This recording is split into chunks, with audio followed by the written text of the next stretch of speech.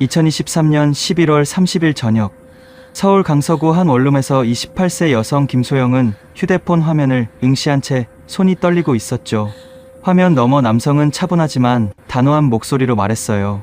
지금 당장 카메라를 켜고 신체 확인 절차에 응하라고요.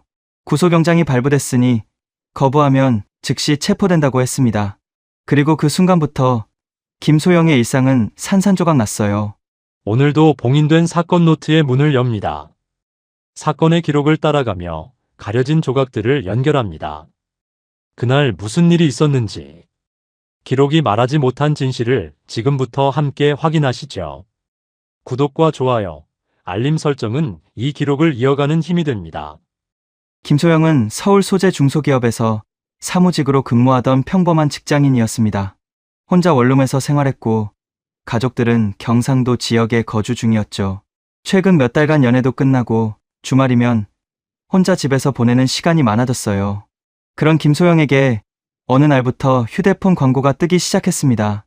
매칭 서비스, 연애 상담, 외로움 극복 프로그램이라는 문구들이었죠. 처음엔 무시했지만 반복되는 노출에 결국 한번 클릭했어요. 그게 시작이었습니다. 상담원은 한국어를 자연스럽게 구사했고 말투도 친절했어요. 김소영의 일상을 물었고 취미를 물었고 어떤 사람을 만나고 싶은지도 물었습니다. 대화는 자연스러웠고 김소영은 경계심을 풀어갔죠. 며칠 뒤 상담원은 이용료 명목으로 소액 결제를 요청했어요. 5만 원이었습니다. 김소영은 별 생각 없이 송금했죠. 그 후로 상담원과의 연락은 더 잦아졌고 친밀도는 점점 깊어졌어요.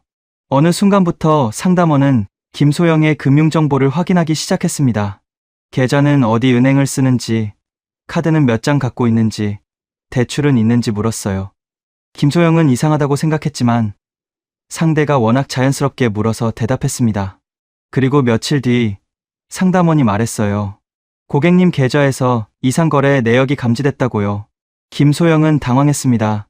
본인은 아무 이상도 느끼지 못했는데 상대는 구체적인 날짜와 금액까지 언급했어요.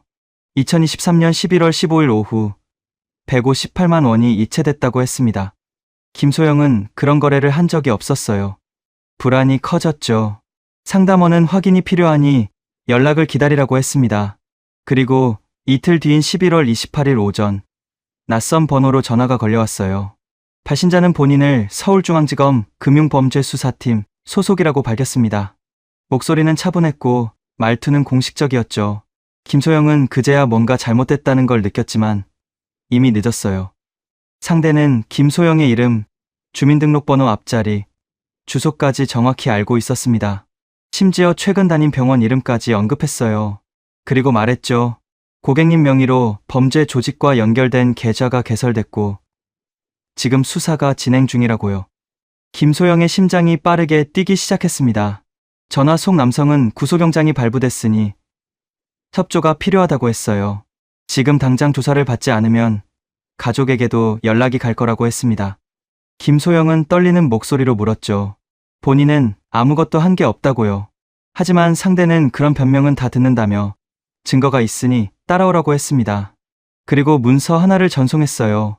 구속영장 사본이라는 제목의 파일이었습니다.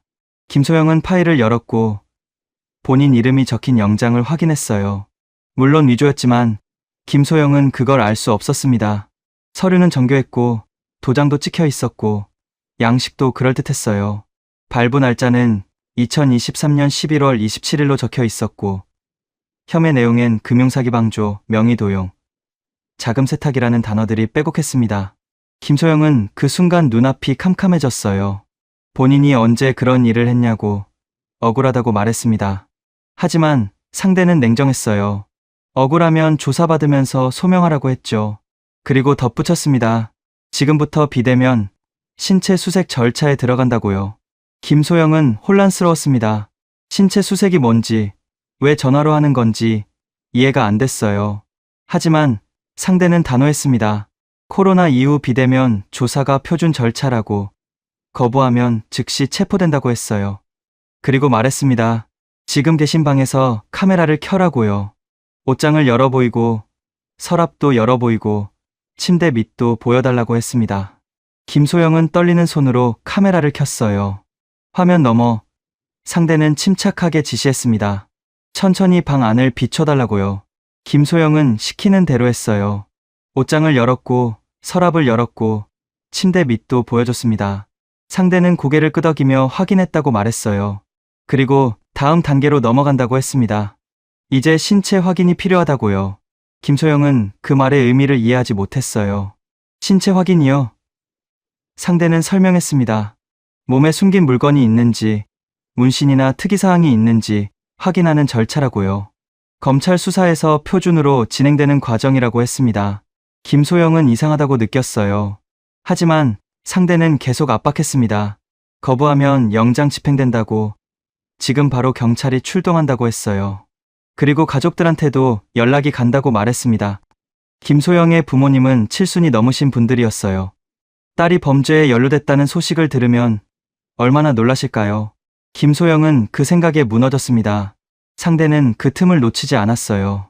지금 협조하면 모든 게 조용히 끝난다고 했습니다. 가족도 모르게, 직장도 모르게 깨끗하게 마무리된다고요. 김소영은 선택의 여지가 없다고 느꼈어요. 그리고 떨리는 목소리로 물었습니다. 어떻게 하면 되냐고요. 상대는 차분하게 지시했습니다. 먼저 상의를 벗으라고요. 김소영은 손이 떨렸어요. 이건 아닌 것 같다고, 이상하다고 말했습니다. 하지만 상대는 목소리를 낮추며 경고했어요. 지금 거부하면 공무집행방해로 추가 입건된다고 했죠. 영장이 이미 발부된 상태에서 조사 거부는 도주 의사로 간주된다고 했습니다. 그리고 덧붙였어요. 지금 이 통화는 녹음되고 있으며 검찰 서버로 실시간 전송 중이라고요. 김소영은 숨이 막혔습니다. 녹음이요? 그럼 본인이 거부하는 것까지 다 기록된다는 건가요? 상대는 침착했어요. 협조적인 태도를 보이면 선처될 수 있지만 거부하면 불리하다고 했습니다. 김소영은 눈물이 났어요. 하지만 울어도 소용없었어요. 전화 너머에서 또 다른 남성의 목소리가 들렸습니다. 뭔가 중얼거리는 소리, 키보드 치는 소리, 서류 넘기는 소리가 섞여 있었어요. 마치 정말 수사기관 사무실에서 전화하는 것처럼 느껴졌습니다. 조직적이고 체계적이고 진짜 같았어요. 누군가 서류 확인했다는 목소리도 들렸고요. 김소영 씨 건 진행 중이라는 말도 섞여 나왔습니다. 상대는 다시 말했어요. 시간이 없다고요. 오후 6시까지 절차를 마치지 않으면 구속 집행된다고 했어요. 지금은 오후 5시 10분이었습니다. 50분밖에 남지 않았다는 거죠. 김소영은 급박해졌어요. 떨리는 손으로 상의를 벗었습니다. 카메라 앞에서요. 상대는 천천히 돌아보라고 했습니다.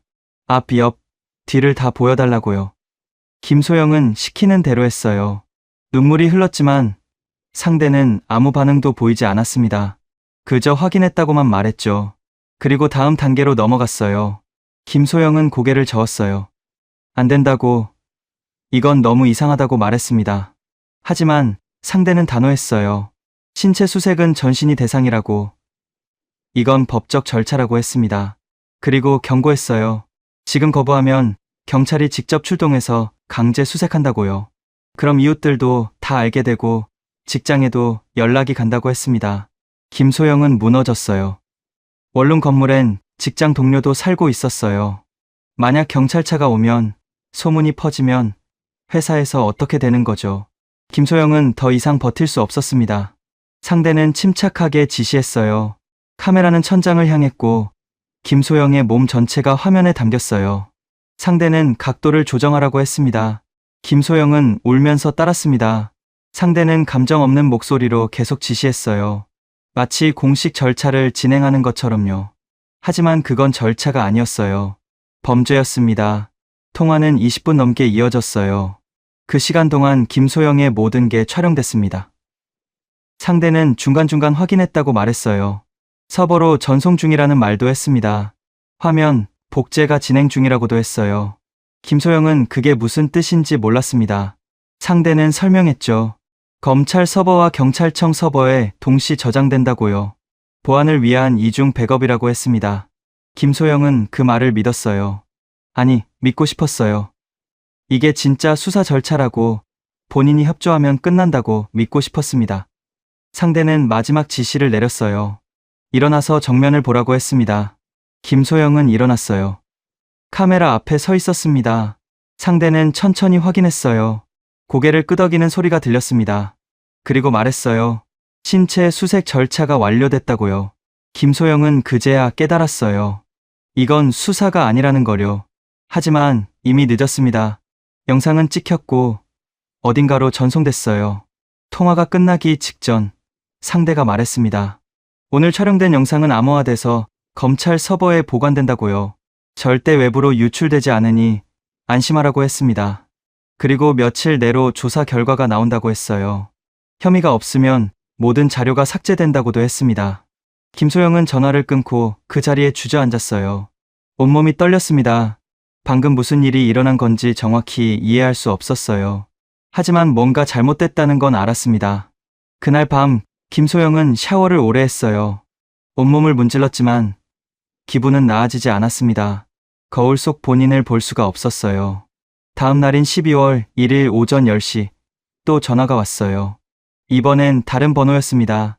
발신자 표시엔 금융감독원이라고 떴어요. 상대는 본인을 금융감독원 전산보안팀 직원이라고 소개했습니다. 어제 검찰 조사가 진행됐다는 걸 확인했다고 했어요. 김소영은 떨리는 목소리로 물었습니다. 조사 결과가 나왔냐고요. 상대는 침묵했어요. 그리고 말했습니다. 문제가 생겼다고요. 어제 촬영된 영상이 해외 서버로 유출됐다고 했습니다. 김소영은 심장이 멎는 것 같았어요. 유출됐다고요? 상대는 안타까운 목소리로 말했습니다. 검찰 서버가 해킹당했고 김소영의 영상이 다크웹에 올라갈 위기라고요. 지금 막지 않으면 전 세계로 퍼진다고 했습니다. 김소영은 울음을 터뜨렸어요. 어떻게 해야 하냐고 막아달라고 애원했습니다. 상대는 침착하게 설명했어요. 서버 암호화 해제 비용이 필요하다고요. 1,000만 원이었습니다. 김소영은 그런 돈이 없다고 말했어요. 통장엔 200만 원밖에 없다고 했습니다. 상대는 그럼 최소 금액이라도 송금하라고 했어요. 지금 당장 500만 원만 보내면 일단 영상 확산을 막을 수 있다고 했습니다. 김소영은 어떻게 구하냐고 물었어요. 상대는 대출을 받으라고 했습니다. 카드론, 현금 서비스, 뭐든 상관없다고요. 지금 이 순간에도 영상이 퍼지고 있다고 했어요. 실시간으로 조회수가 올라가고 있다고도 했습니다. 김소영은 휴대폰을 들고 은행 앱을 켰어요. 손이 너무 떨려서 비밀번호를 2번이나 잘못 눌렀습니다. 대출 한도를 확인했어요. 300만 원이 가능했습니다. 상대는 말했어요.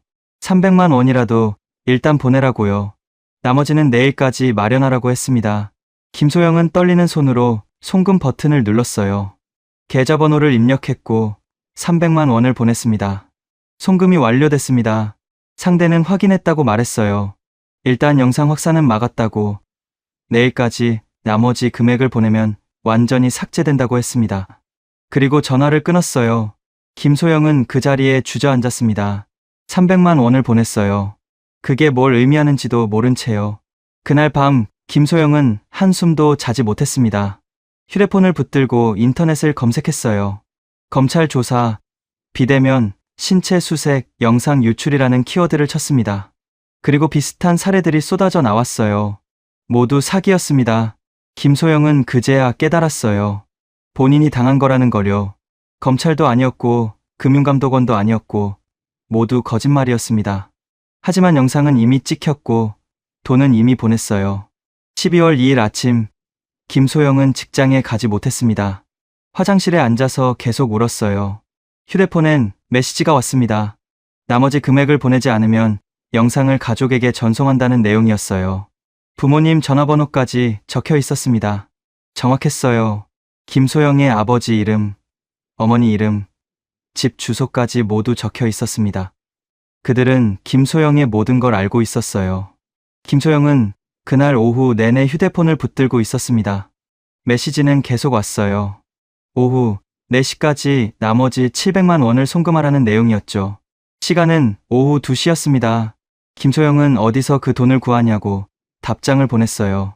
답은 즉시 왔습니다. 방법은 알아서 찾으라고. 가족한테 빌리든 친구한테 빌리든 상관없다고 했어요. 그리고 덧붙였습니다. 지금 영상이 다크웹에 게시 대기 중이라고요. 오후 4시 정각에 자동 업로드된다고 했습니다. 김소영은 온몸에 식은땀이 흘렀어요. 어떻게 해야 하는지 몰랐습니다. 부모님한테 말할 수도 없었고 친구들한테 사정을 설명할 수도 없었어요. 은행에 다시 문의했지만 추가 대출은 불가능했습니다. 김소영은 그 자리에서 무너졌어요. 오후 3시 전화가 왔습니다. 이번에도 낯선 번호였어요. 상대는 본인을 영상 삭제 전담팀이라고 소개했습니다. 목소리는 차갑고 사무적이었어요. 송금이 확인되지 않았다고 했습니다. 김소영은 울면서 말했어요. 돈이 없다고, 어떻게든 구하고 있다고요. 상대는 한숨을 쉬었습니다. 그리고 말했어요. 그럼 다른 방법이 있다고요. 김소영은 물었습니다. 어떤 방법이냐고요. 상대는 설명했어요. 추가 영상을 촬영해서 보내면 기존 영상 삭제를 보류할 수 있다고 했습니다. 김소영은 이해가 안 됐어요. 추가 영상이요? 상대는 침착하게 말했습니다. 본인 확인용 영상이라고요. 기존 영상이 본인 의사와 무관하게 촬영됐다는 걸 증명하려면 자발적으로 촬영한 영상이 필요하다고 했어요. 그래야 법적 효력이 생긴다고 했습니다. 김소영은 혼란스러웠어요. 그게 무슨 소리인지 이해할 수 없었습니다. 하지만 상대는 계속 설명했어요. 지금 촬영해서 보내면 오늘 밤까지 기존 영상 업로드를 막을 수 있다고요. 김소영은 떨리는 목소리로 물었습니다. 어떤 영상을 찍어야 하냐고요. 상대는 구체적으로 지시했어요. 침대에 누워서 본인 얼굴과 몸이 모두 나오게 촬영하라고 했습니다.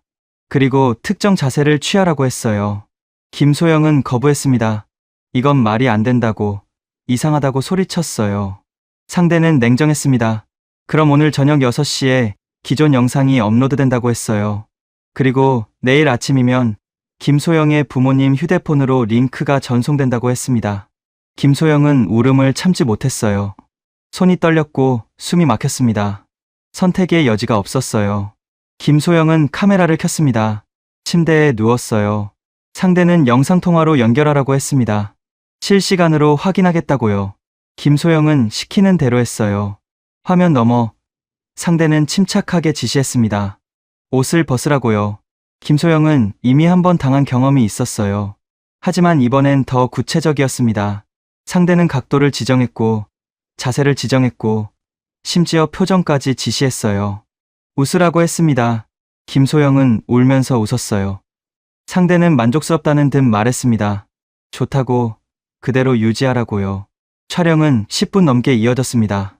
그 시간 동안 김소영은 온갖 자세를 취했어요. 눕고, 앉고, 서고, 돌고.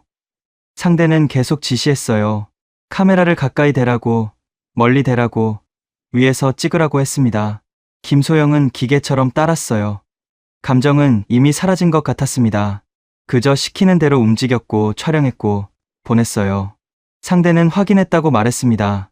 영상이 잘 전송됐다고요. 이제 기존 영상 업로드는 보류됐다고 했습니다. 김소영은 안도의 한숨을 쉬었어요. 하지만 그게 끝이 아니었습니다. 상대가 다시 말했어요. 하지만 완전 삭제를 위해선 여전히 700만 원이 필요하다고요. 내일 오전까지 송금하지 않으면 두 영상이 모두 업로드된다고 했습니다. 김소영은 무너졌어요. 전화를 끊고 바닥에 주저앉았습니다.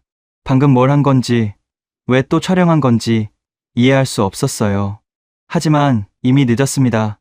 두 번째 영상도 그들의 손에 들어갔어요. 그날 밤 김소영은 창문을 열었습니다. 5층 높이였어요. 내려다보니 주차장이 보였습니다. 뛰어내리면 끝날까요? 고민했어요. 오래 고민했습니다. 하지만 창문을 닫았어요. 부모님 생각이 났거든요. 다음 날인 12월 3일 오전, 직장 동료가 김소영의 집으로 찾아왔습니다. 이틀째 출근하지 않았고 전화도 받지 않았기 때문이었어요. 동료는 문을 두드렸고 김소영은 문을 열었습니다. 얼굴이 퉁퉁 부어 있었어요. 동료는 놀라서 물었습니다. 무슨 일이냐고, 어디 아프냐고요. 김소영은 아무 말도 하지 못했어요. 그저 울기만 했습니다. 동료는 김소영을 안았어요. 그리고 천천히 물었습니다. 무슨 일이 있었는지 말해보라고요. 김소영은 처음엔 말하지 않으려 했어요. 하지만 동료가 계속 기다려줬고 김소영은 결국 입을 열었습니다. 검찰에서 전화가 왔다고, 영상을 찍었다고 돈을 보냈다고 말했어요. 동료는 얼굴이 굳었습니다. 그리고 물었어요. 혹시 보이스피싱 아니냐고요. 김소영은 고개를 저었습니다. 구속영장 서류도 받았고 검찰청 번호로 전화가 왔다고 말했어요. 동료는 휴대폰을 꺼냈습니다. 검색을 했어요. 그리고 화면을 김소영에게 보여줬습니다. 똑같은 사례가 수십 건 나왔어요. 모두 사기였습니다. 검찰을 사칭한 보이스피싱이었고 영상 촬영을 강요한 성범죄였습니다. 김소영은 그제야 확실히 깨달았어요. 본인이 당한 거라는 거요. 동료는 말했습니다. 지금 당장 경찰에 신고해야 한다고요. 김소영은 고개를 저었어요. 영상이 있다고 그걸 어떻게 신고하냐고 울었습니다. 동료는 김소영의 손을 잡았어요. 그리고 말했습니다. 신고하지 않으면 영상은 절대 삭제되지 않는다고요. 오히려 계속 협박당할 거라고 했어요. 김소영은 떨렸습니다. 하지만 동료의 말이 맞다는 걸 알았어요. 이대로 있으면 끝이 없을 거라는 것도 알았습니다. 오후 2시, 김소영은 동료와 함께 강서경찰서로 갔습니다. 경찰관 앞에서 김소영은 또 울었어요. 말하기가 너무 힘들었습니다. 하지만 천천히 하나씩 설명했어요. 전화가 왔던 것, 영상을 찍었던 것, 돈을 보냈던 것 모두요. 경찰관은 고개를 끄덕였습니다. 그리고 말했어요. 최근 이런 사건이 급증하고 있다고요. 국제 조직이 연루된 범죄라고 했습니다. 김소영은 물었어요. 영상은 삭제할 수 있냐고요. 경찰관은 침묵했습니다. 그리고 솔직하게 말했어요. 보장할 수 없다고요. 하지만 최선을 다하겠다고 했습니다. 김소영은 고개를 숙였어요. 진술서를 작성했고 통화 기록을 제출했고 송금 내역을 넘겼습니다. 그리고 집으로 돌아왔어요. 휴대폰엔 또 메시지가 와 있었습니다. 경찰에 신고했다는 걸 알고 있다는 내용이었어요. 그리고 경고했습니다.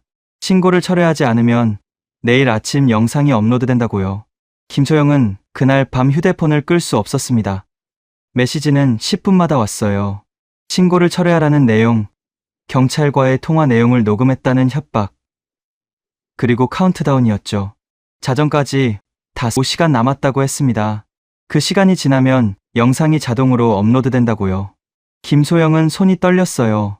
경찰과는 연락하지 말라고 했지만 두려움은 커져만 갔습니다. 오후 9시 또 전화가 왔어요. 이번엔 여성 목소리였습니다. 본인을 피해자 지원센터 상담원이라고 소개했어요. 목소리는 부드러웠고 김소영을 걱정하는 듯 했습니다. 상담원은 말했어요. 김소영이 경찰에 신고한 걸 확인했다고요. 하지만 경찰 수사로는 영상 삭제가 불가능하다고 했습니다. 이미 해외 서버에 저장됐기 때문이라고요. 김소영은 울먹이며 물었어요. 그럼 어떻게 해야 하냐고요. 상담원은 한숨을 쉬었습니다. 그리고 설명했어요. 민간 전문 업체를 통하면 삭제가 가능하다고 했습니다. 하지만 비용이 든다고요. 1,500만 원이었어요. 김소영은 그 돈이 없다고 말했습니다. 상담원은 이해한다고 했어요. 그럼 분할 납부가 가능하다고 말했습니다. 일단 오늘 밤 자정까지 500만 원만 송금하면 영상 업로드를 24시간 연장할 수 있다고요. 그 사이에 나머지 금액을 마련하면 된다고 했습니다. 김소영은 혼란스러웠어요. 경찰은 연락하지 말라고 했는데 상담원은 도와주겠다고 하잖아요. 어느 쪽을 믿어야 할까요? 상담원은 다급하게 말했습니다. 시간이 없다고요. 지금 결정하지 않으면 영상이 업로드되고 그럼 삭제는 영원히 불가능하다고 했어요. 김소영은 떨리는 손으로 통장을 확인했습니다. 잔액은 17만 원이었어요. 어제 300만 원을 보냈고 오늘 생활비를 썼기 때문이었죠. 상담원에게 말했습니다. 돈이 없다고, 정말 한 푼도 없다고요. 상담원은 침묵했어요. 그리고 다시 물었습니다. 친구나 가족에게 빌릴 수 없냐고요. 김소영은 고개를 저었어요. 부모님은 연로하시고 친구들한테 이런 사정을 말할 수 없었습니다. 상담원은 한숨을 쉬었어요. 그런 방법이 없다고, 영상은 업로드될 거라고 말했습니다. 그리고 전화를 끊으려 했어요. 김소영은 소리쳤습니다. 기다려달라고, 뭐라도 하겠다고요. 상담원은 잠시 멈췄습니다. 그리고 말했어요. 한 가지 방법이 더 있긴 하다고요. 김소영은 물었습니다. 무슨 방법이냐고요. 상담원은 설명했어요. 실시간 송금 확인 영상을 찍어 보내면 일단 오늘 밤 업로드는 막을 수 있다고 했습니다. 김소영은 이해가 안 됐어요. 실시간 송금 확인 영상이요. 상담원은 구체적으로 설명했습니다. 은행 앱을 켜고 계좌 잔액을 보여주고 송금 시도하는 과정을 촬영하라고요. 돈이 없다는 걸 증명하면 업로드를 연기할 수 있다고 했습니다. 김소영은 의심스러웠어요. 하지만 다른 선택지가 없었습니다. 휴대폰 카메라를 켰어요. 은행 앱을 열었습니다. 화면엔 잔액 17만 원이 보였어요. 상담원은 말했습니다. 이제 다른 계좌도 보여달라고요. 김소영은 시키는 대로 했어요. 카드 앱을 켰고 대출 한도를 확인했고 모든 계좌를 보여줬습니다. 상담원은 확인했다고 말했어요. 그리고 영상을 전송하라고 했습니다. 김소영은 영상을 보냈어요. 상담원은 잠시 기다리라고 했습니다. 확인 중이라고요. 2분 정도 지나서 다시 말했어요. 확인됐다고. 오늘 밤 업로드는 연기됐다고 했습니다. 하지만 내일 저녁까지 최소 300만 원을 송금하지 않으면 자동 업로드된다고 경고했어요. 그리고 전화를 끊었습니다. 김소영은 그제야 깨달았어요. 방금 본인의 금융정보를 모두 보여준 거예요. 계좌번호, 은행 앱 화면, 카드 정보까지요. 식은땀이 흘렀습니다. 다음 날인 12월 4일 오전, 김소영은 은행에서 전화를 받았습니다. 본인 명의로 대출 신청이 들어왔다는 내용이었어요. 김소영은 당황했습니다. 본인은 신청한 적이 없다고 말했어요. 은행 직원은 확인했습니다. 그리고 말했어요. 어제 밤 11시에 온라인으로 신청됐다고요. 김소영은 그 시간에 영상을 보냈던 게 떠올랐습니다. 급히 대출을 취소해달라고 요청했어요. 은행 직원은 조치하겠다고 했습니다. 하지만 이미 200만 원이 승인되어 계좌로 입금됐다고 말했어요. 김소영은 충격을 받았습니다. 본인이 신청하지도 않은 돈이 들어온 거예요. 어떻게 이런 일이 가능한 건가요? 은행 직원은 설명했습니다. 온라인 대출은 간소화된 절차로 진행되기 때문에 본인 인증만 되면 승인된다고요. 김소영은 본인 인증을 한 적이 없다고 말했어요. 하지만 은행 직원은 시스템상 인증이 완료됐다고 확인했습니다. 김소영은 그제야 이해했어요. 어제 보낸 영상에 모든 정보가 담겨 있었던 거예요. 그들은 그 정보로 본인 명의 대출을 받은 거였습니다. 오전 10시 휴대폰에 메시지가 왔어요.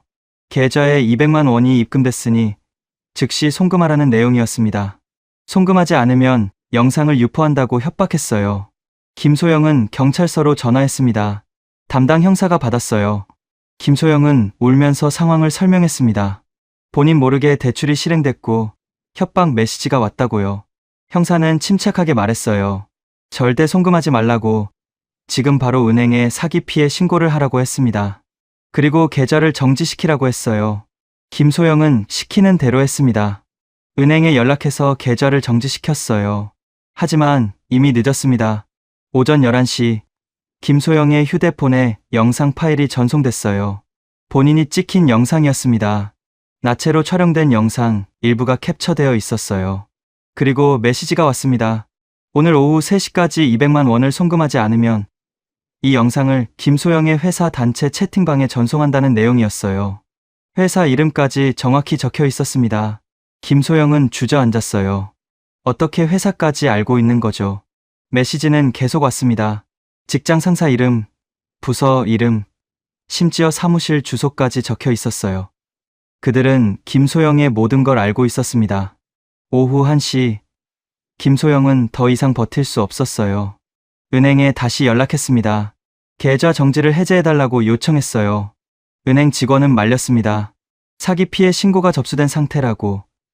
해제하면 안 된다고요. 하지만 김소영은 애원했습니다. 급한 일이 있다고, 꼭 필요하다고 말했어요. 결국 은행 직원은 승인했습니다. 계좌가 다시 활성화됐어요. 김소영은 떨리는 손으로 송금 화면을 열었습니다. 200만 원을 입력했어요. 계좌번호를 입력했습니다. 송금 버튼 위에 손가락을 올렸어요. 하지만 누르지 못했습니다. 형사의 말이 떠올랐거든요. 절대 송금하지 말라고, 송금해도 협박은 끝나지 않는다고 했던 말이요. 김소영은 앱을 껐습니다. 그리고 휴대폰을 내려놨어요. 오후 3시가 됐습니다. 메시지가 왔어요. 시간이 지났다고, 이제 영상을 전송한다고 했습니다.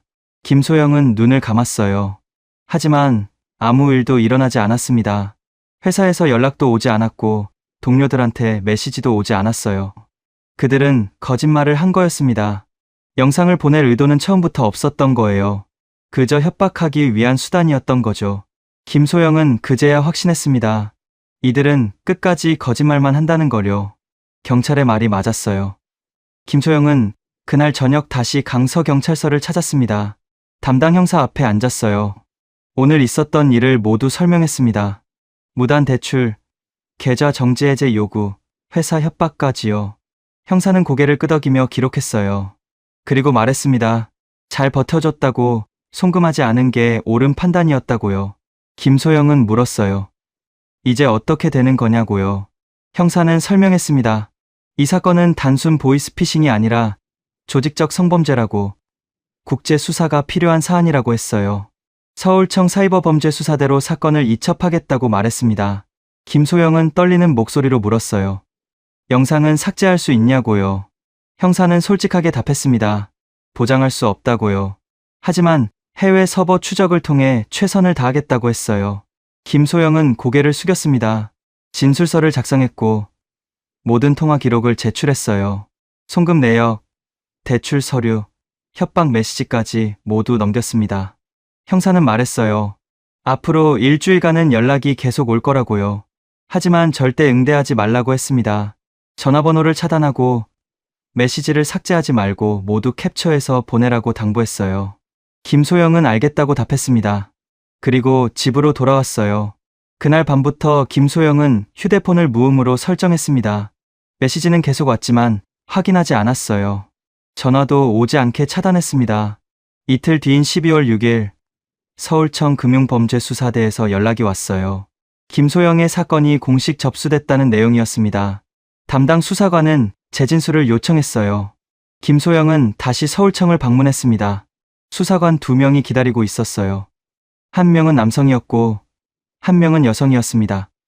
여성 수사관이 먼저 말했어요. 힘들었을 거라고, 용기 내줘서 고맙다고요. 김소영은 울컥했습니다.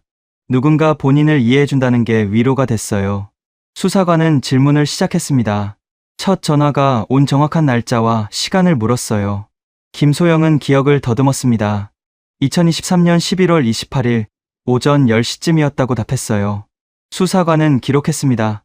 그리고 통화 내용을 상세히 물었어요. 김소영은 기억나는 대로 모두 설명했습니다. 검찰을 사칭했던 것, 구속영장을 보냈던 것, 신체 수색을 요구했던 것까지요. 수사관은 고개를 끄덕였어요. 그리고 말했습니다. 동일한 수법의 피해자가 2명 더 있다고요. 모두 20대 후반에서 30대 초반 여성이었다고 했습니다. 김소영은 놀랐어요. 다른 피해자도 있다고요? 수사관은 확인했습니다. 한 명은 부산에서, 한 명은 대구에서 신고했다고요. 수법이 거의 동일했다고 했어요.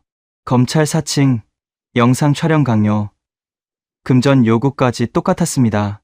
수사관은 통화 녹취록을 꺼냈어요. 김소영에게 들려줬습니다. 녹음된 목소리가 흘러나왔어요. 김소영을 협박했던 그 목소리였습니다. 차갑고 침착하고 사무적인 톤이었어요. 김소영은 온몸에 소름이 돋았습니다. 수사관은 설명했어요. 이 목소리는 부산 피해자 사건에서도 동일하게 확인됐다고요.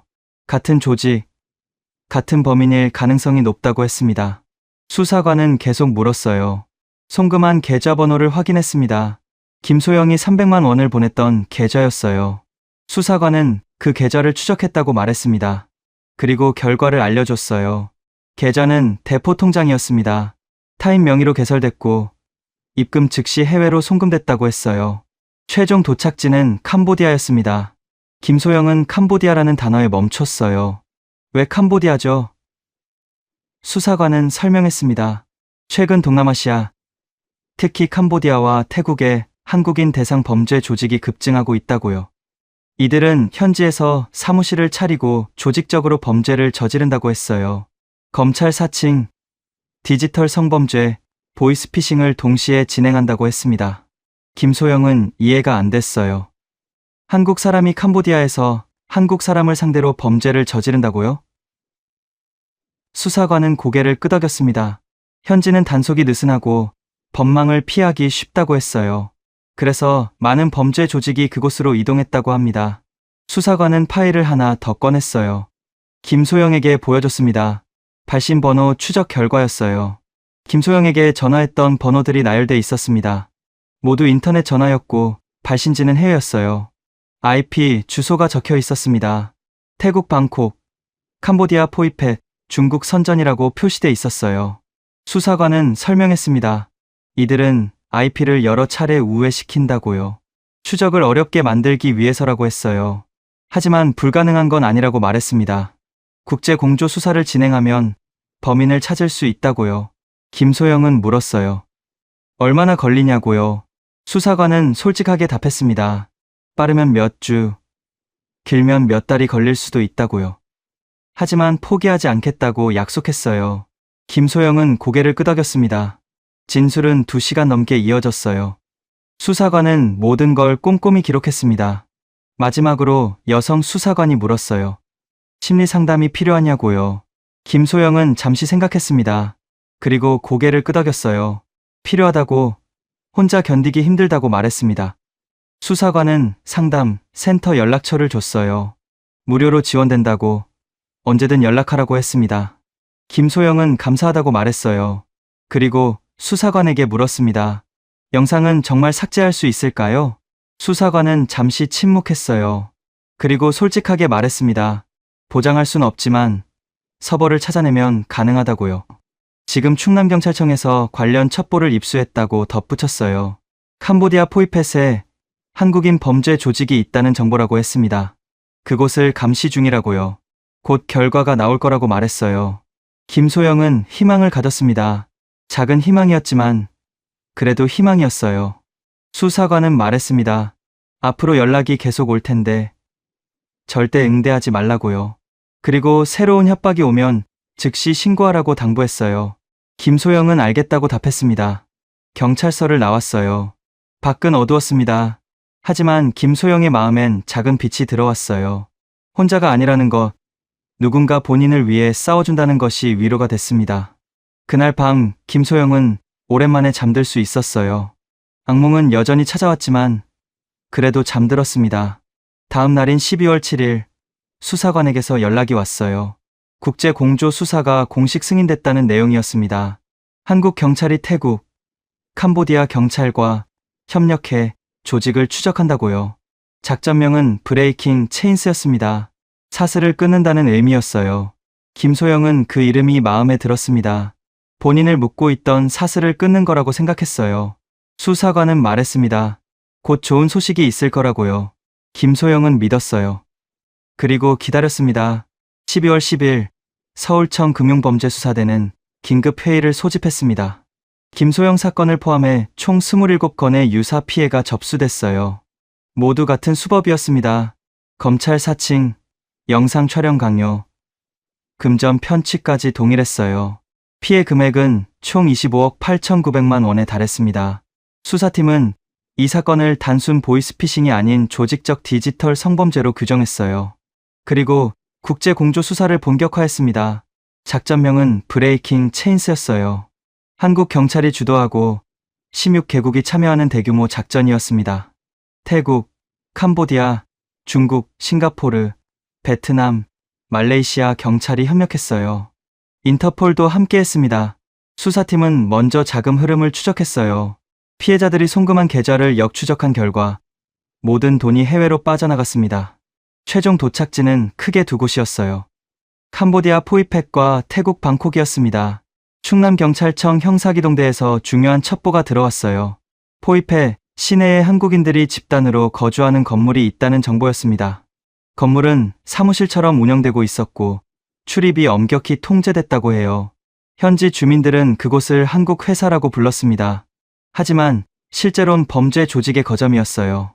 충남청 수사관은 현지 협력자를 통해 건물 주변을 촬영했습니다. CCTV 영상이 확보됐어요. 영상엔 한국인으로 보이는 남성들이 출입하는 모습이 담겨 있었습니다. 나이는 20대 후반에서 30대 초반으로 보였어요. 이들은 매일 오전 9시쯤 건물에 들어가서 밤 11시쯤 나왔습니다. 마치 일반 회사처럼 정해진 시간에 출퇴근했어요. 수사팀은 이 건물을 1번 거점으로 지정했습니다. 한편 태국 방콕에서도 정보가 들어왔어요. 방콕 외곽 지역에 비슷한 사무실이 있다는 내용이었습니다. 태국 경찰이 감시에 나섰어요. 건물은 3층짜리 상가 건물이었고 2층 전체를 사용하고 있었습니다. 출입문엔 보안 카드 리더기가 설치돼 있었어요. 창문엔 블라인드가 항상 내려져 있었습니다. 외부에서 내부를 볼 수 없었어요. 태국 경찰은 건물 주인을 추적했습니다. 명의자는 태국인이었지만 실제 임차인은 한국인이었어요. 계약서엔 무역업체라고 적혀 있었습니다. 하지만 물건이 드나드는 모습은 없었어요. 수사팀은 이곳을 2번 거점으로 지정했습니다. 다음 단계는 통신 추적이었어요. 피해자들에게 걸려온 전화번호를 분석한 결과 모두 인터넷 전화였습니다. 발신지 IP를 추적했더니 여러 국가를 거쳤어요. 중국 선전에서 시작해서 싱가포르를 경유해 최종적으론 캄보디아와 태국에서 발신됐습니다. 수사팀은 통신사와 협력해 정확한 발신 위치를 특정했어요. 캄보디아 포이펫의 1번 거점과 태국 방콕의 2번 거점에서 발신된 게 확인됐습니다. 이제 확실해졌어요. 범죄 조직은 이 두 곳에서 활동하고 있었습니다. 수사팀은 서버 위치도 추적했어요. 피해자들의 영상이 저장된 서버를 찾는 게 중요했습니다. 디지털 포렌식 팀이 투입됐어요. 영상 파일의 메타데이터를 분석한 결과 서버는 중국 선전에 있었습니다. 하지만 직접 접근은 불가능했어요. 중국 당국의 협조가 필요했습니다. 수사팀은 인터폴을 통해 중국 공안에 협조를 요청했어요.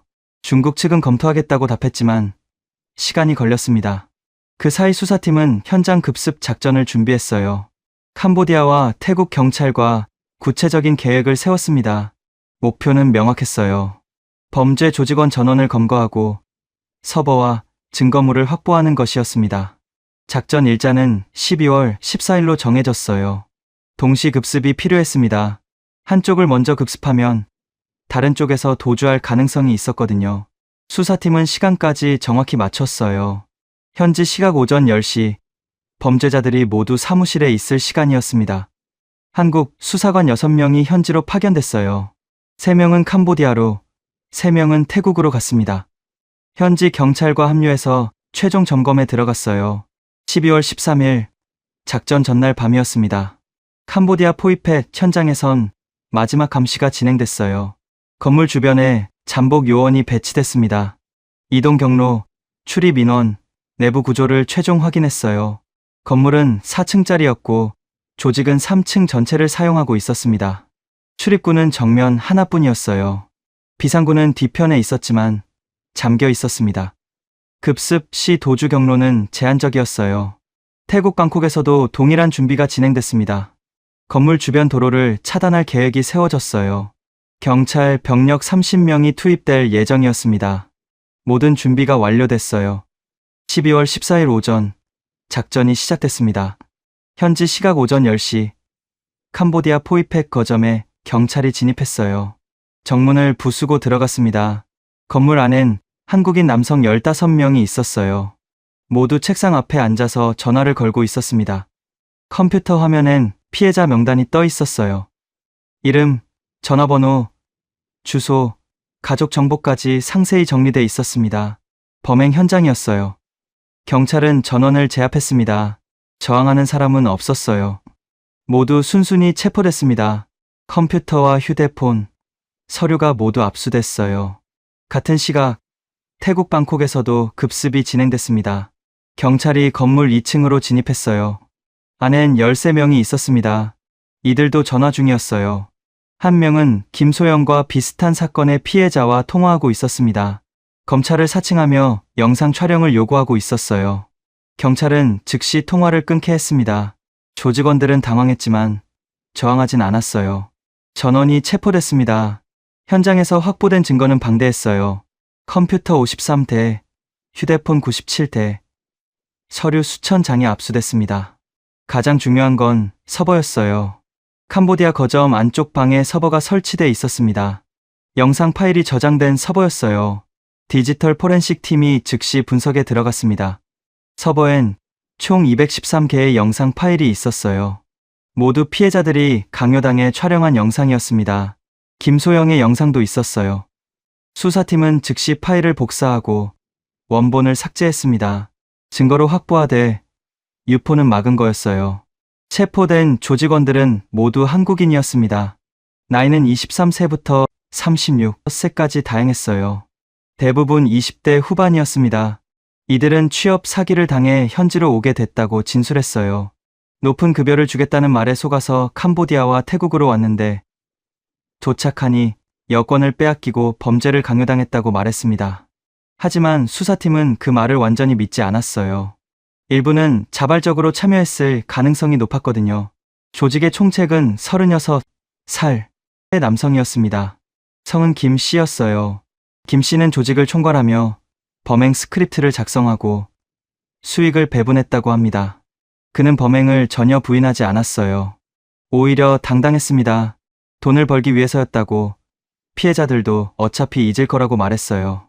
수사관은 분노했지만 침착하게 조사를 이어갔습니다. 검거 작전은 성공적이었어요.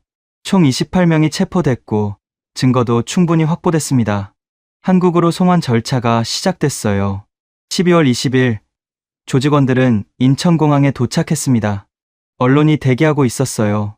카메라 플래시가 터졌습니다. 조직원들은 고개를 숙인 채 경찰차에 올랐어요. 김소영은 뉴스를 봤습니다. 본인을 협박했던 사람들이 체포됐다는 소식이었어요. 눈물이 났습니다. 12월 20일 오후 인천공항 제1터미널은 긴장감으로 가득했습니다. 송환된 범죄 조직원들이 도착하는 시간이었어요.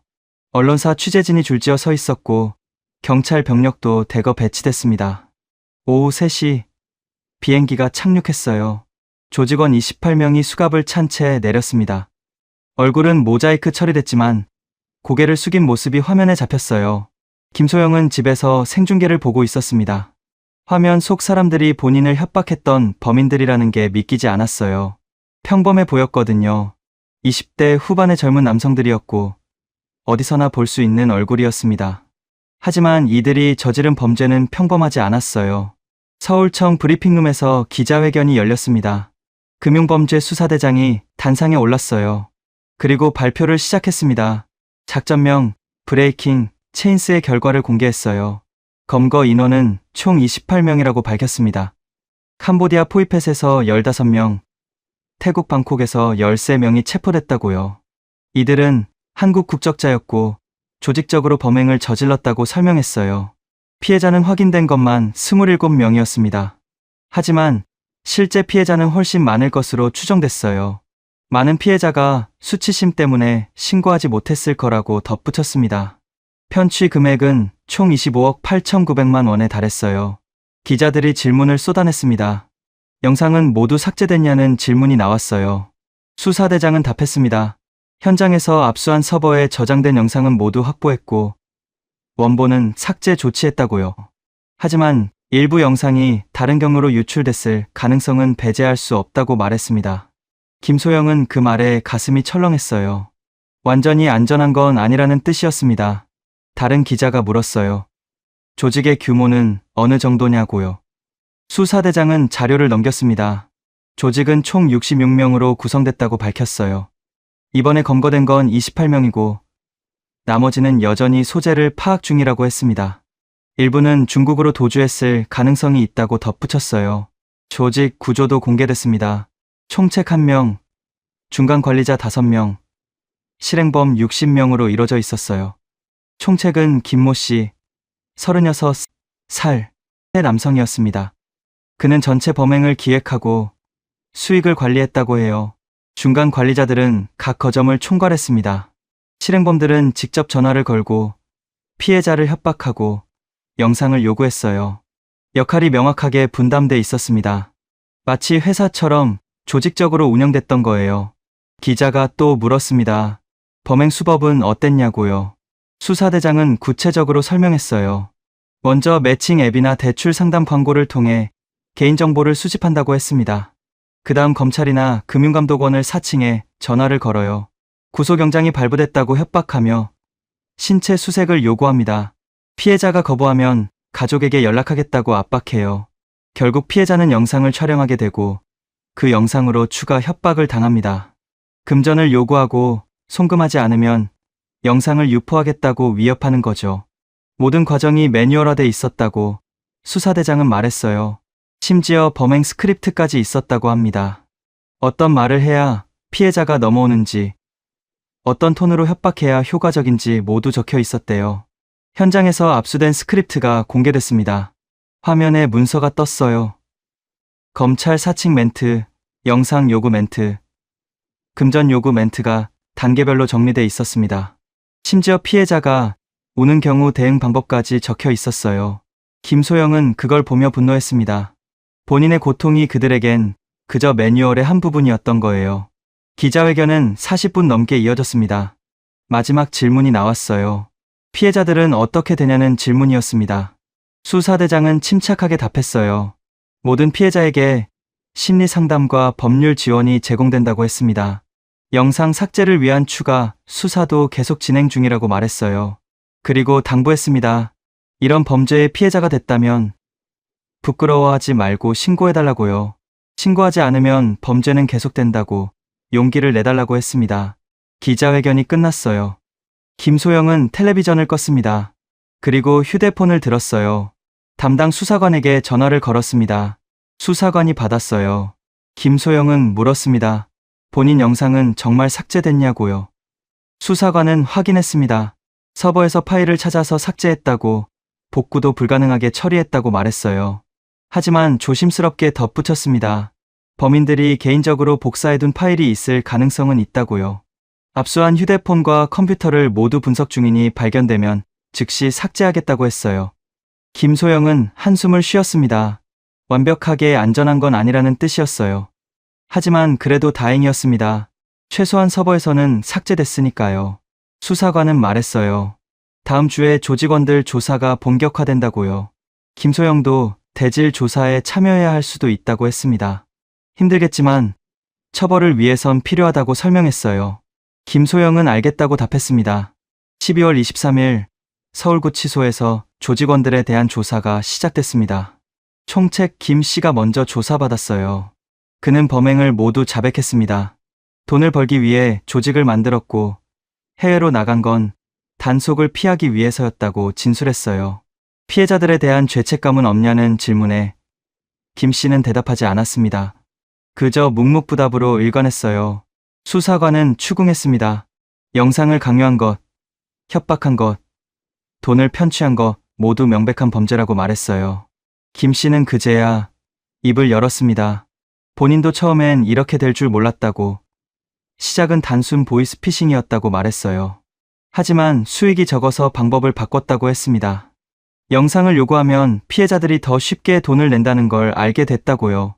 그래서 계속했다고 담담하게 말했습니다. 수사관은 분노를 참았어요. 다른 조직원들도 줄줄이 조사받았습니다. 대부분 취업, 사기를 당했다고 주장했어요. 높은 급여를 준다는 말에 속아서 현지로 갔는데 몇 건을 빼앗기고 강제로 범행에 가담하게 됐다고 말했습니다. 하지만 통장 기록을 확인한 결과 이들은 상당한 금액을 받고 있었어요. 월 300만 원에서 500만 원까지 받았습니다. 자발적으로 참여했을 가능성이 높았어요. 수사팀은 각자의 역할을 정확히 밝혀냈습니다. 누가 전화를 걸었는지, 누가 영상을 요구했는지, 누가 돈을 관리했는지 모두 확인했어요. 김소영을 직접 협박했던 사람도 특정됐습니다. 이모 씨, 29세 남성이었어요. 그는 김소영에게 검찰을 사칭해 전화를 걸었고 영상 촬영을 강요했습니다. 조사 과정에서 이 씨는 기억나지 않는다고 발뺌했어요. 하지만 통화 녹음과 증거가 명확했습니다. 결국 자백할 수밖에 없었어요. 12월 27일 검찰은 조직원 28명 전원을 구속 기소했습니다. 혐의는 사기, 협박, 성폭력 처벌법 위반이었어요. 총책 김 씨에겐 징역 15년이 구형됐습니다. 나머지 조직원들에겐 각각 5년에서 10년이 구형됐어요. 재판은 2024년 2월에 시작될 예정이었습니다. 김소영은 소식을 들었어요. 긴 싸움이 시작된다는 걸 알았습니다. 2024년 1월 5일 김소영은 심리상담 센터를 찾았습니다. 서울청에서 소개받은 곳이었어요. 상담사는 40대 중반의 여성이었습니다. 부드러운 목소리로 김소영을 맞이했어요. 김소영은 처음엔 말하기 힘들었습니다. 어디서부터 설명해야 할지 몰랐거든요. 하지만 상담사는 기다려줬어요. 천천히 김소영은 입을 열었습니다. 2023년 11월 말부터 있었던 일들을 하나씩 말했어요. 전화가 왔던 것, 영상을 찍었던 것, 협박받았던 것, 신고했던 것까지요. 말하는 동안 눈물이 났습니다. 상담사는 김소영의 손을 잡아줬어요. 그리고 말했습니다. 잘못한 건 김소영이 아니라고, 범죄자들이 잘못한 거라고요. 김소영은 알고 있었어요.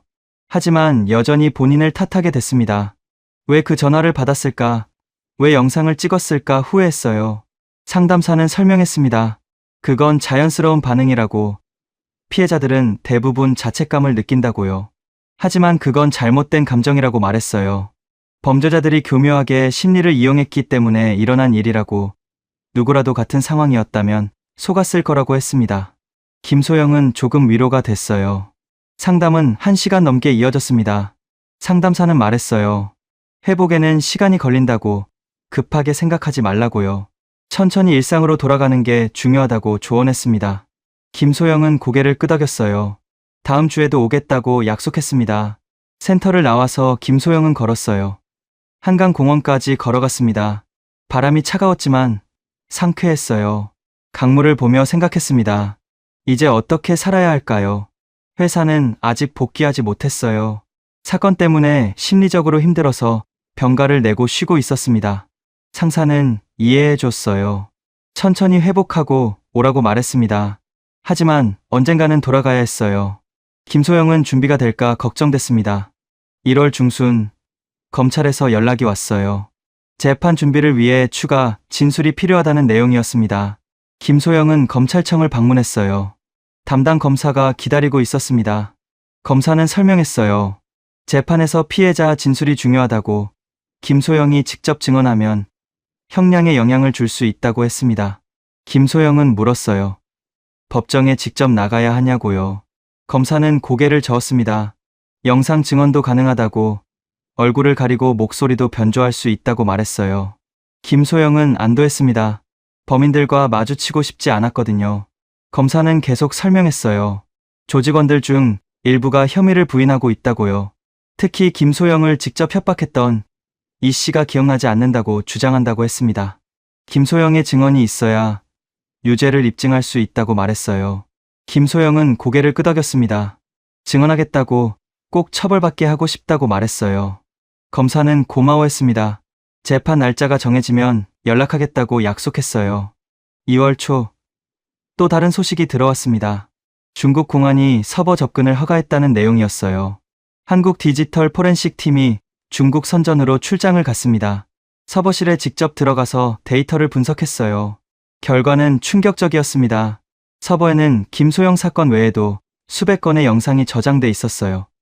모두 같은 수법으로 촬영된 피해 영상이었습니다. 한국인뿐 아니라 대만인, 홍콩인, 싱가포르인 피해자도 있었어요. 조직의 범죄는 한국에만 국한되지 않았던 거예요. 포렌식 팀은 모든 파일을 확보하고 서버에서 영구 삭제했습니다. 복구 불가능하게 처리했어요. 그리고 각국 경찰에 정보를 공유했습니다. 추가 피해자들이 속속 확인됐어요. 2월 15일, 김소영은 또 다른 피해자를 만났습니다. 피해자 모임이 만들어졌거든요. 같은 사건의 피해자 5명이 모였어요. 처음엔 어색했습니다. 서로 눈을 마주치기 힘들었어요. 하지만 시간이 지나며 대화가 시작됐습니다. 각자의 경험을 나눴어요. 모두 비슷한 과정을 겪었습니다. 검찰 사칭, 영상 강요, 금전 협박까지 똑같았어요. 하지만 대응은 달랐습니다. 어떤 이는 돈을 보냈고, 어떤 이는 거부했어요. 어떤 이는 바로 신고했고, 어떤 이는 몇 달을 혼자 고민했습니다. 김소영은 본인만 당한 게 아니라는 걸 깨달았어요. 많은 사람이 같은 고통을 겪었고, 지금도 회복 중이었습니다. 모임은 정기적으로 열리기로 했어요. 서로 지지하고, 정보를 공유하고, 함께 회복하기 위해서였습니다. 2월 말, 재판이 시작됐어요. 서울중앙지방법원 형사합의부에서 열렸습니다. 총책 김 씨와 조직원 27명이 함께 재판받았어요. 방청석은 가득 찼습니다. 언론, 피해자 가족, 일반 시민들이 앉아 있었어요. 김소영은 참석하지 않았습니다. 대신 영상 증언을 녹화해뒀어요. 재판장이 영상을 틀었습니다. 화면엔 얼굴이 가려진 여성이 나왔어요. 목소리도 변조돼 있었습니다. 하지만 내용은 명확했어요. 김소영은 차분하게 설명했습니다. 어떻게 전화를 받았는지, 어떻게 속았는지, 어떤 협박을 받았는지 모두 진술했어요. 법정은 조용했습니다. 재판부도, 방청객도 숨죽이며 들었어요. 영상이 끝나고 재판장이 물었습니다. 피고인 이 씨, 이 증언을 들었냐고요. 이 씨는 고개를 숙였습니다. 변호인이 대신 답했어요. 피고인이 사과하고 싶다고 전한다고 말했습니다. 하지만 재판장은 냉정했어요. 사과로 해결될 문제가 아니라고, 엄중한 처벌이 필요하다고 말했습니다. 재판은 석 달간 이어졌어요. 5월 20일, 최종 선고가 내려졌습니다. 총책 김 씨에게는 징역 13년이 선고됐어요. 이 씨를 포함한 중간 관리자들에겐 징역 7년에서 9년이 선고됐습니다. 나머지 조직원들은 5년에서 7년을 받았어요. 김소영은 뉴스로 소식을 들었습니다. 마음이 복잡했어요. 처벌을 받았다는 게 다행이었지만 본인의 상처가 치유된 건 아니었습니다. 여전히 악몽을 꿨고 여전히 불안했어요. 하지만 조금씩 나아지고 있었습니다. 6월 초, 김소영은 회사에 복귀했어요. 동료들은 따뜻하게 맞아줬습니다. 아무도 사건에 대해 묻지 않았어요. 김소영은 감사했습니다. 일상으로 돌아가는 게 가장 큰 회복이었어요. 하지만 여전히 의문은 남아 있었습니다. 영상은 정말 모두 삭제됐을까요? 혹시 어딘가에 아직 남아있는 건 아닐까요? 그 불안은 완전히 사라지지 않았습니다. 수사관은 최선을 다했다고 말했지만 100% 보장할 순 없다고 했어요. 김소영은 그 불안을 안고 살아가야 했습니다. 그리고 또 다른 의문도 있었어요. 검거되지 않은 나머지 조직원들은 어디 있을까요? 수사팀은 여전히 추적 중이라고 했지만 소재는 파악되지 않았습니다.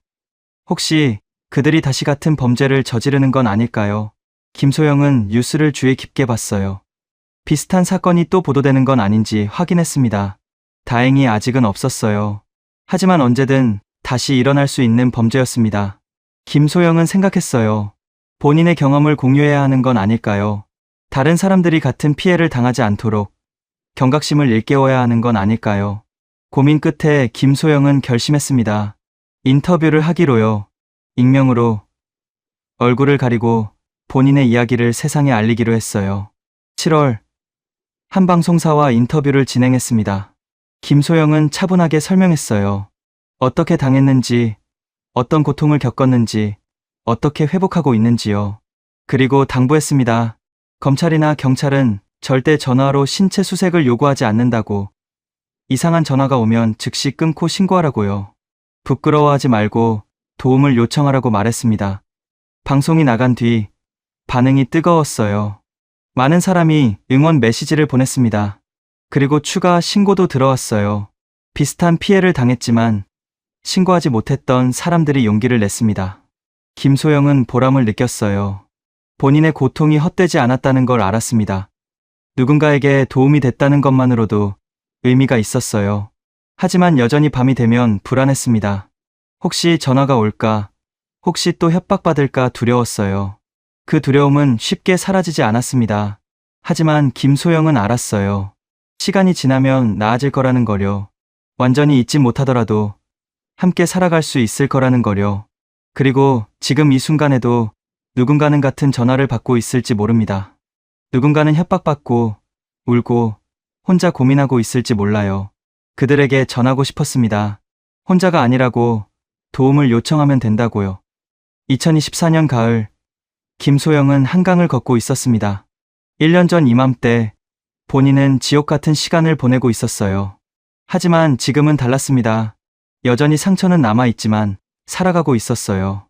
일하고, 웃고, 친구를 만나고, 미래를 꿈꿨습니다. 완벽하지 않았지만 괜찮았어요. 그날 저녁, 뉴스 속보가 떴습니다. 베트남에서 한국인 범죄 조직이 또 검거됐다는 소식이었어요. 같은 수법의 사기 조직이었습니다. 김소영은 한숨을 쉬었어요. 범죄는 계속되고 있었습니다. 누군가는 지금도 전화를 받고 있을 거예요. 누군가는 지금도 울고 있을 겁니다. 그 사슬을 끊는 건 쉽지 않았어요. 하지만 포기할 순 없었습니다. 김소영은 휴대폰을 들었어요. 피해자 모임 단체 채팅방에 메시지를 보냈습니다. 새로운 사건이 터졌으니 경각심을 높이자고요.